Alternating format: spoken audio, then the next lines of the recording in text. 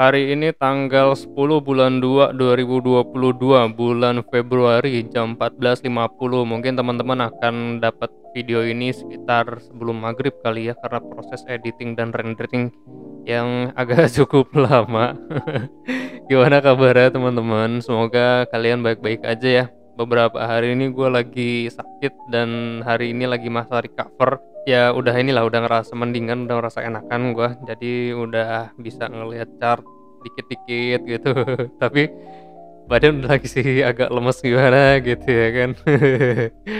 Dan kemarin gue juga sempat tes swab antigen dan hasilnya negatif. Ya udahlah ya. Oke, kita akan kembali lagi membahas pergerakan Bitcoin hari ini. Gua nggak akan bikin analisa banyak-banyak dulu. Ya mungkin minggu depan gue baru bisa intens ya bikin analisa lagi, karena mungkin minggu ini akan jadi minggu recover dulu buat gua. Ya, buat teman-teman yang baru menonton analisa ini, perkenalkan gua Fai Muhammad. Selamat datang di Crypto Hell.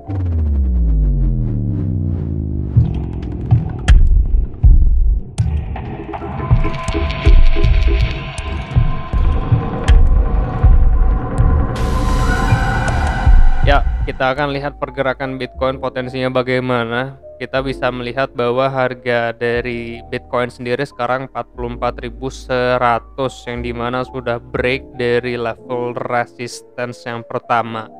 Nah, kita harus hitung terlebih dahulu potensi yang ada, tapi teman-teman harus perhatikan terlebih dahulu ya.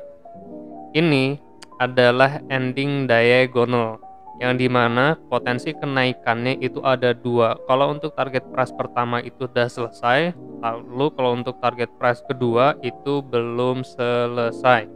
Nah, kalau untuk target price kedua dari area retest itu susah amat sih, perasaan udah gue lock. Nah gini ya, untuk target price kedua berarti ke area level resistance yang ada di sini. Berhubung kita sudah menganalisakan juga ya beberapa waktu lalu bahwa di sini kan memang adalah median yang kita perlu perhatikan dari potential triangle pattern. Nah, seperti ini. Karena kan kita juga sudah menganalisakan bahwa Bitcoin ini kan akan running flat corrections dalam beberapa waktu ke depan. Ini proyeksi yang ada. Nah, kalau berdasarkan target price dari si Cypher pattern-nya itu adalah 61.500 something.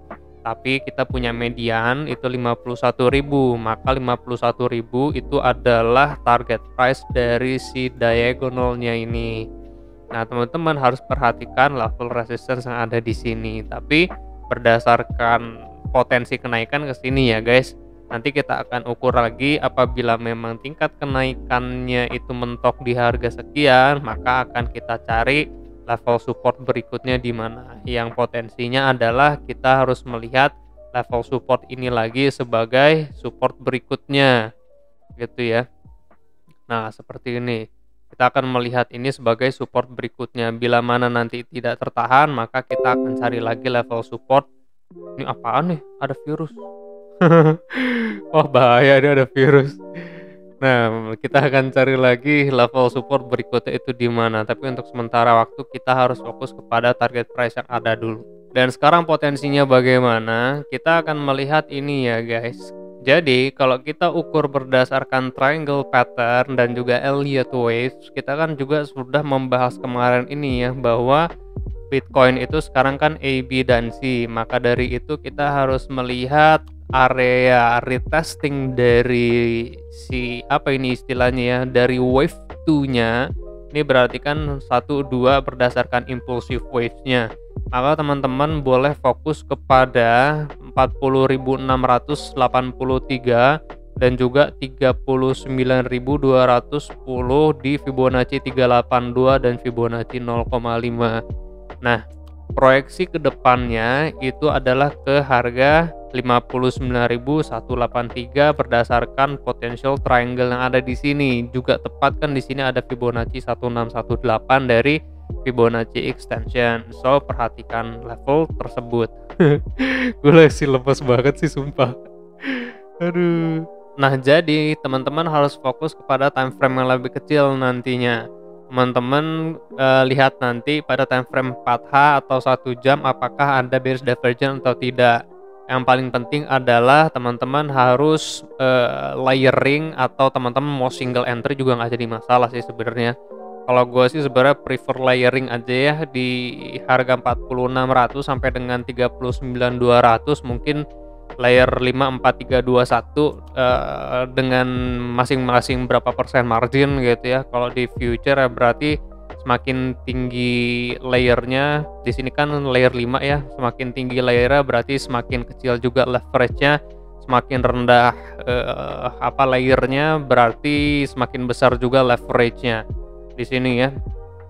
Nah, dengan stop loss itu teman-teman bisa melihat stop loss yang ada di sini. Lumayan lah kalau untuk di spot kan ini masih masuk ke dalam toleransi 10%, atau kalau teman-teman mau di compare atau mau disesuaikan berdasarkan kerugian ini tolak ukur teman-teman, ya bisa lihat berdasarkan tolak ukur kerugian teman-teman berapa. Nah, sekarang kita akan lihat pada time frame yang lebih kecil dulu. Ya, pada time frame 4H kita melihat RSI dan juga MACD. Ini dia oversold. Lalu di sini Bitcoin itu membentuk sebuah pola atau chart pattern. Kita bisa sebut ini sebuah chart pattern bearish gitu ya. Ini adalah bearish pennant gitu. Teman-teman bisa tarik dari sini ke sini gitu, tapi ini sebenarnya belum sempurna sih, atau memang ini sedang berada pada fase retesting. Dan berhubung kan kita melihat ini juga double top ya, maka ini adalah bearish pennant. So kalau kita tarik seperti ini berarti kan sudah breakdown dari level supportnya, potensi penurunan ke harga yang barusan kita analisakan. Nah, kalau untuk yang paling dekat dari bearish pennantnya sendiri gitu ya, maka potensi penurunan itu ke harga 42.319. Dan di sini pun ya, kalau teman-teman lihat ini ada bearish 5O. Kalau teman-teman tarik bisa saja ini time frame 30-15 menit sih, ada potensial membentuk head and shoulder di sini. Tinggal teman-teman tarik aja. Nah, Fibonacci 0,5, Fibonacci 0,6. Jadi area retestnya itu ya kisaran harga 44.200, 44 ribuan. Nah, hati-hati penolakan di sini maka akan terjadi penurunan lagi. Kalau kita ukur berdasarkan si head and shoulder-nya atau bearish 5O-nya, ini pakai head and shoulder-nya ya sebenarnya. Nah, maka penurunan berikutnya itu pada support kisaran harga 42.800. Berhubung di sini kan ada juga level support yang ini support minor sih, kecil sebenarnya. Nah, di sini adapun kalau memang memantul ya mantulnya cuma sebentar gitu. Jadi potensial patternnya yang akan terbentuk nantinya di sini bisa saja jadi descending triangle. Jadi teman-teman harus melihat tolak ukur level support yang ada di sini. Bila mana broke juga, rusak juga, maka ada potensi penurunan harga ke harga yang kita sudah bahas barusan. Dan kalau untuk BTC CME itu dia ada gap kecil banget ya. Gap itu di harga 41.400. Nah, di sini ya. Di sini ada gap. Kalau kita lihat dari sini 41.300 ya. Nah, berarti kisaran harga sekian nih. Ini ada gap di CME. Maka teman-teman harus perhatikan ada potensi harga itu menurun ke harga support yang ada di sini untuk menutup gap ini ya guys.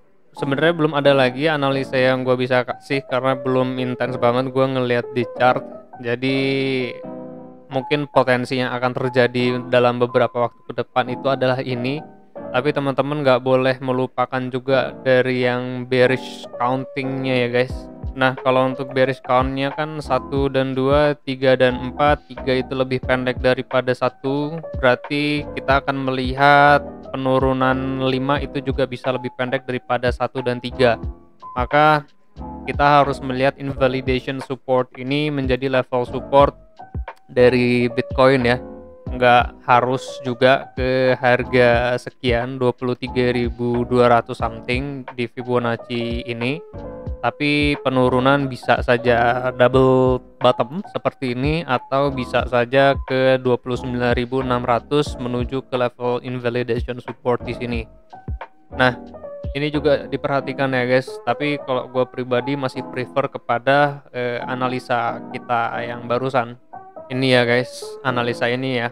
Oke. Thank you very much for watching this video.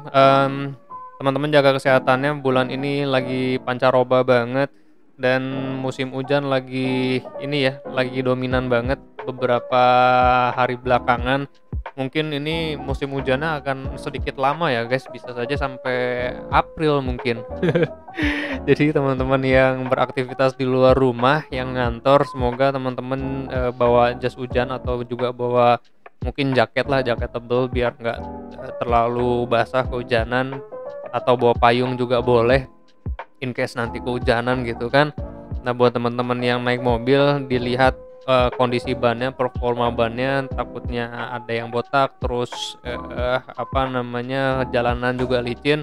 Kita harus ini ya guys, harus prepare for the worst. Jadi lihat performa kendaraan kita untuk dibawa jalan ke kantor itu gimana. Oke lah kalau gitu, gua Fai Muhammad. Kalian jangan sakit-sakit sehat terus karena kesehatan mahal. I'll see you guys on the next video. Peace out.